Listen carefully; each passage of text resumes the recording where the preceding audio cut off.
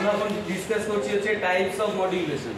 Modulation কি না, প্রথমে আমরা আসি মডিউলেশন কাকে বলে। মডিউলেশন হচ্ছে একটা মডিউলেটিং সিগন্যাল, অর্থাৎ অরিজিনাল সিগন্যালের সঙ্গে একটা ক্যারিয়ার সিগন্যালকে মিক্স আপ করে দেওয়া হয়।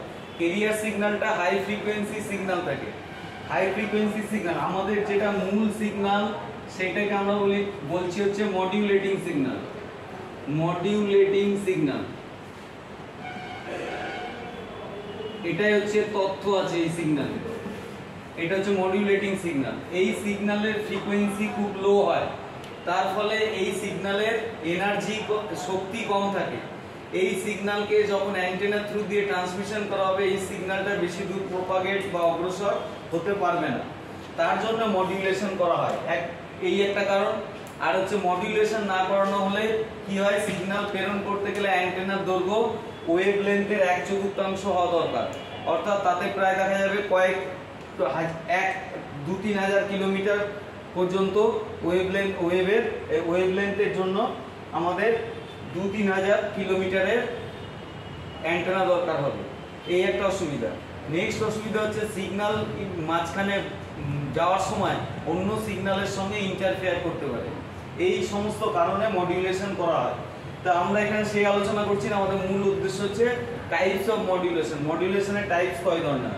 মডিউলেশনের টাইপস হয় যদি মডিউলেটিং সিগন্যালটা অ্যানালগ চরিত্রের হয় আর ক্যারিয়ার সিগন্যালটা অ্যানালগ, ক্যারিয়ার সিগন্যালের ফ্রিকোয়েন্সি বেশি হয়, ক্যারিয়ার সিগন্যালের ফ্রিকোয়েন্সি হাই, তাহলে এটা ক্যারিয়ার সিগন্যাল।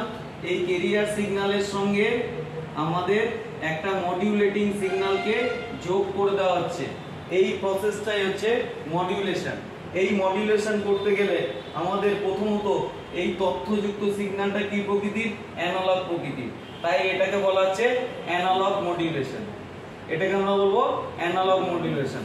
আর তথ্যপূর্ণ সিগন্যালটা যদি ডিজিটাল প্রকৃতির হয় তখন আমরা বলবো ডিজিটাল সিগন্যাল, ডিজিটাল মডিউলেশন। তাহলে আমরা প্রথমত এখানে আমরা তাহলে মডিউলেশনকে দুই ভাগে ভাগ করছি। একটা হচ্ছে কি অ্যানালগ আর একটা হচ্ছে কি না ডিজিটাল। প্রথমে আমরা এই পার্টে অ্যানালগ সিগন্যালের মডিউলেশন নিয়ে ডিসকাস করব। অ্যানালগ মডিউলেশনকে আবার ভাগ করা হয় AM অর্থাৎ amplitude modulation, 2 FM frequency modulation, 3 PM বা phase modulation, 4 pulse amplitude modulation. Pulse amplitude modulation এটা কি? এটা হচ্ছে amplitude modulation. Amplitude modulation. FM মানে কি? Frequency modulation. PM মানে কি? Phase modulation. এটা কি না ক্যারিয়ার ওয়েভ হিসাবে এসি সাইন ওয়েভ ব্যবহার না করে পালস ক্যারিয়ার ওয়েভ ব্যবহার করা হয়, সেটা হচ্ছে pulse amplitude modulation. Pulse amplitude modulation. এই হচ্ছে অ্যানালগ মডিউলেশনের 4টে টেকনিক। আমরা এই পার্টে আমরা এই 4টে টেকনিক নিয়ে সংক্ষিপ্ত আকারে ডিসকাস করছি। প্রথমত চলে আসি অ্যামপ্লিটিউড মডিউলেশন। অ্যামপ্লিটিউড মডিউলেশনে কি করা হয় না, অ্যামপ্লিটিউড মডিউলেশনে 1 নম্বর স্টেপে কি করা হয় না, একটা মডিউলেটিং সিগন্যাল আছে, মডিউলেটিং সিগন্যালের সঙ্গে একটা ক্যারিয়ার সিগন্যালকে মিশিয়ে দেওয়া হয়। ক্যারিয়ার সিগন্যালকে মিশিয়ে দেওয়া হয়, তার ফলে ক্যারিয়ার সিগন্যালের অ্যামপ্লিটিউড চেঞ্জ হয় in accordance with the amplitude of the modulating signal. অর্থাৎ ক্যারিয়ার সিগন্যালের একটা অ্যামপ্লিটিউড আছে, সেই ক্যারিয়ার সিগন্যালের অ্যামপ্লিটিউডটা পরিবর্তন হবে তার অনুসারে মডিউলেটিং সিগন্যালের অ্যামপ্লিটিউড অনুসারে, তখন তাকে আমরা বলি অ্যামপ্লিটিউড মডিউলেশন। অর্থাৎ এই দুটো সিগন্যালকে যদি মিশিয়ে দেওয়া হয় তাহলে যে লব্ধি সিগন্যালটা আসবে সেই সিগন্যালটা হবে এরকম প্রকৃতির।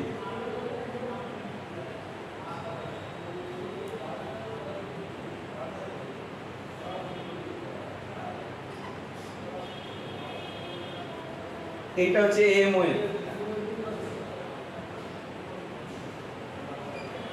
অর্থাৎ মডিউলেশন এর সঙ্গে মিক্সড আপ হয়ে যে ওয়েভ ফর্ম তৈরি হলো, সেই ওয়েভ ফর্মের মধ্যে লক্ষ্য করো যখন মূল সিগন্যালের অ্যামপ্লিটিউড বাড়ছে তখন ক্যারিয়ার সিগন্যালের অ্যামপ্লিটিউড বেড়ে যাচ্ছে, আর যখন মূল সিগন্যালের অ্যামপ্লিটিউড কমছে তখন ক্যারিয়ার সিগন্যালের অ্যামপ্লিটিউড কমছে।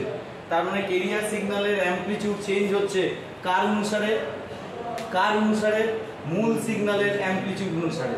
তার জন্য ক্যারিয়ার সিগন্যালের কি চরিত্রে চেঞ্জ হচ্ছে? অ্যামপ্লিটিউডে চেঞ্জ হচ্ছে, তার জন্য এটাকে বলা হচ্ছে অ্যামপ্লিটিউড মডুলেশন। তাহলে অ্যামপ্লিটিউড মডুলেশনে ক্যারিয়ার সিগন্যালের কি পরিবর্তন হয়? অ্যামপ্লিটিউডের পরিবর্তন হয়। সেই অ্যামপ্লিটিউড পরিবর্তন কার অনুসারে কাকে ফলো আপ করা হয়? না মডুলেটিং সিগন্যাল অনুসারে। মডুলেটিং সিগন্যাল যদি পজিটিভ হয় অর্থাৎ বেশি হয় তখন আমাদের এই অ্যামপ্লিটিউডটা বাড়ে, আর যখন এর অ্যামপ্লিটিউড কম হয় তখন ওর অ্যামপ্লিটিউডটা কম হয়। এটাই হচ্ছে অ্যামপ্লিটিউড মডুলেশন।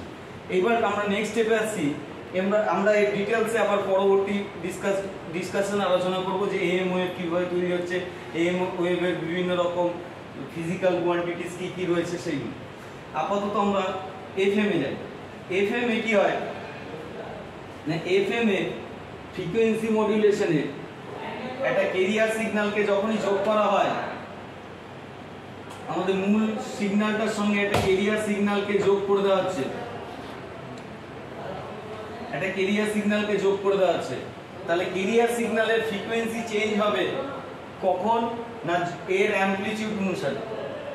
তার মানে এই সময়কাল ধরে অ্যামপ্লিটিউড বাড়ছে, সেই সময় ধরে ক্যারিয়ারের ফ্রিকোয়েন্সি যদি লক্ষ্য করি, ক্যারিয়ারের ফ্রিকোয়েন্সি ওই স্তরে ফ্রিকোয়েন্সি বেশি হবে, আবার তারপরে নেগেটিভ চক্রের সময় ফ্রিকোয়েন্সি কম হবে। তাহলে যখন মূল সিগন্যালের অ্যামপ্লিটিউড বাড়ছে তখন ক্যারিয়ার সিগন্যালের ফ্রিকোয়েন্সি বেড়ে যাচ্ছে, আর যখন মূল সিগন্যালের অ্যামপ্লিটিউড কমছে তখন ক্যারিয়ার সিগন্যালের ফ্রিকোয়েন্সি কমে যাচ্ছে। তাহলে ক্যারিয়ার সিগন্যালের ফ্রিকোয়েন্সি কার অনুসারে চেঞ্জ হচ্ছে? Amplitude of the modulating signal. অর্থাৎ মডুলেটিং সিগন্যালের অ্যামপ্লিটিউড অনুসারে এর ক্যারিয়ার সিগন্যালের ফ্রিকোয়েন্সি চেঞ্জ হচ্ছে, তার জন্য এটাকে আমরা বলছি ফ্রিকোয়েন্সি মডুলেশন বা এফএম। নেক্সট হচ্ছে ফেজ মডুলেশন। ফেজ মডুলেশনে কি হয়? 3 নম্বর স্টেপ হচ্ছে ফেজ মডুলেশন। ফেজ মডুলেশনে আমাদের ক্যারিয়ার সিগন্যালের সঙ্গে এই সিগন্যালটা যখন মেশানো হবে তখন এখানে এসে সিগন্যালটা ফেজ চেঞ্জ হচ্ছে, অর্থাৎ পজিটিভ থেকে মূল সিগন্যালটা নেগেটিভ দিকে যাচ্ছে। তাহলে সেই সময় এখানে যদি ক্যারিয়ারকে লক্ষ্য করা যায়, তাহলে এই পর্যন্ত ক্যারিয়ারের ফেজ এইভাবে চলছে, চলতে এইখানে এসে আমরা দেখছি যে ক্যারিয়ার সিগন্যালের ফেজ অপোজিট হচ্ছে, ঠিক আছে? সেই সময় ও আর উপরে না উঠে ওখান থেকে ফেজ চেঞ্জ করছে। তাহলে ক্যারিয়ার সিগন্যালের ফেজ চেঞ্জ হচ্ছে কি? In accordance with the amplitude of the modulating signal. অর্থাৎ এইখানে এতদূর পর্যন্ত কি হচ্ছে না, ক্যারিয়ার সিগন্যালের ওয়েভ ফর্মটা আমরা পাচ্ছি, ক্যারিয়ার সিগন্যালের ফেজ এইখান থেকে অল্টারনেট হয়ে যাচ্ছে, উপর দিকে ওঠার কথা ছিল, এটা আবার কি হচ্ছে নিচ থেকে, তাহলে ফেজ চেঞ্জ হয়ে গেল। যেহেতু এর অ্যামপ্লিটিউড নেগেটিভ হয়েছে তখনই ওর ফেজ চেঞ্জ হয়ে গেল। তাহলে এখানে ক্যারিয়ার সিগন্যালের ফেজ চেঞ্জ হচ্ছে কার অনুসারে? মডুলেটিং সিগন্যালের অ্যামপ্লিটিউড অনুসারে। তার জন্য এটাকে বলা হচ্ছে phase modulation. Next type modulation হচ্ছে pulse amplitude modulation. Pulse amplitude মডুলেশনে কি হয় না, পালস অ্যামপ্লিটিউড মডুলেশনে ক্যারিয়ার ওয়েভ হিসাবে একটা পালস ওয়েভ ফর্ম ইউজ করা হয়। ক্যারিয়ার ওয়েভ ফর্ম হিসাবে একটা পালস ওয়েভ ফর্ম ইউজ করা হয়। সেই পালস ওয়েভ ফর্মটা, এই pulse wave form career signal হিসাবে ব্যবহার করা হয়। সেটা কোথায়? Pulse amplitude modulation. এইবার এই পালসের চরিত্র চেঞ্জ হয়, পালসের চরিত্র চেঞ্জ হয় যখন এই দুটো সিগন্যালকে মেশানো হয়। একটা হয় কি না, যখন সিগন্যালের অ্যামপ্লিটিউড বাড়ছে তখন এই পালসটা অ্যামপ্লিটিউড বাড়ছে,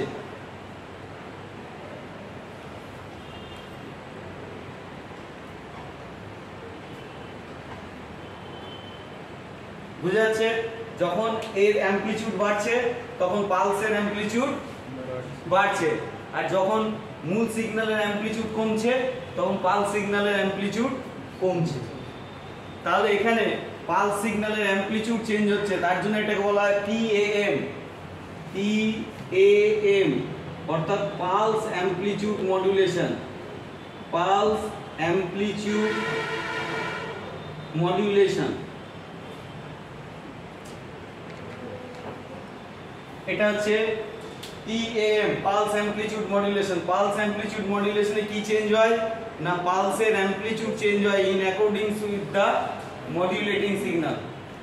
নেক্সট, যদি দেখা যায় পালসের ওয়াইড চেঞ্জ হয়, পালসটা যতটা চওড়া, এই পালসের একটা নির্দিষ্ট ডিউটি সাইকেল রয়েছে, অর্থাৎ নির্দিষ্ট সময় ধরে অন হচ্ছে, নির্দিষ্ট সময় ধরে অফ আছে, পালসটা অন পিরিয়ড আছে, অফ পিরিয়ড আছে, তাহলে নির্দিষ্ট একটা ডিউটি সাইকেল আছে। তাহলে দেখা যাচ্ছে পালসের এই দুটোকে মেশানো হলো, মেশানোর পর আমরা দেখছি যে যখন অ্যামপ্লিটিউড কম তখন পালসের ওয়াইড কম,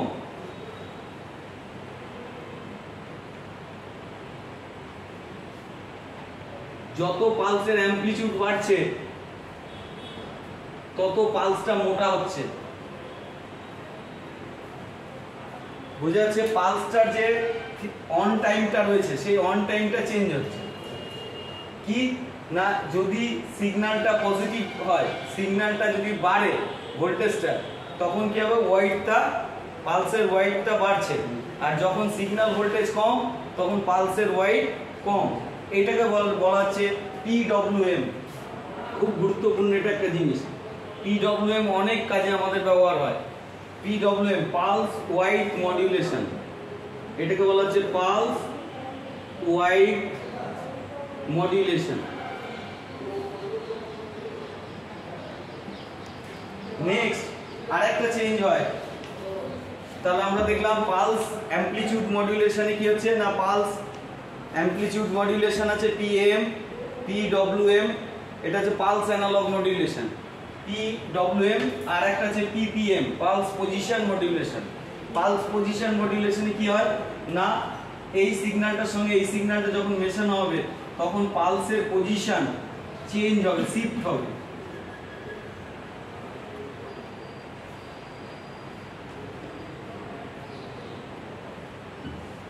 যখন এখানে ম্যাক্সিমাম আছে তখন পালস পজিশন এখানে থাকলো, তারপর আবার পালস পজিশন চেঞ্জ হবে, অর্থাৎ পালস তার পজিশনটা চেঞ্জ হচ্ছে। কোথায় বেশি চেঞ্জ হচ্ছে, যখন অ্যামপ্লিটিউড বেশি চেঞ্জ হবে তখন পালসটা বেশি পরিমাণ সরবে, আর যেখানে অ্যামপ্লিটিউড কম হবে সেখানে পালসটা কম পরিমাণ সরবে। এটাকেই বলা হচ্ছে পালস পজিশন মডুলেশন। তাহলে আমরা যদি সিনোপসিস করি টোটাল ডিসকাশনটা, তাহলে কি দাঁড়ালো, মডুলেশন কাকে বলে, নিড অফ মডুলেশন, মডুলেশনের প্রয়োজনীয়তা কি, মডুলেশনের প্রয়োজনীয়তার পর আমরা আসছি হচ্ছে types of modulation. Types of modulation আমরা দেখলাম analogue modulation and digital modulation. আমাদের এই আলোচনাতে অ্যানালগ মডুলেশন ডিসকাস করছি। অ্যানালগ মডুলেশনের মূল সিগন্যালটা হচ্ছে অ্যানালগ প্রকৃতির, তার সঙ্গে একটা ক্যারিয়ার সিগন্যালকে মিক্স আপ করিয়ে দেওয়া হয়। এবার ক্যারিয়ার সিগন্যালকে মিক্স আপ করিয়ে দেওয়া হয়, সেটা হচ্ছে অ্যানালগ মডুলেশন। অ্যানালগ মডুলেশন কয় প্রকার, amplitude modulation, frequency modulation, phase modulation, pulse analogue modulation. Pulse analogue modulation আবার তিন প্রকারের হয়, pulse amplitude modulation, pulse wide modulation, pulse position modulation. আমরা এর পরবর্তী ডিসকাশনে আমরা ডিজিটাল মডুলেশন নিয়ে ডিসকাস করব। That's all.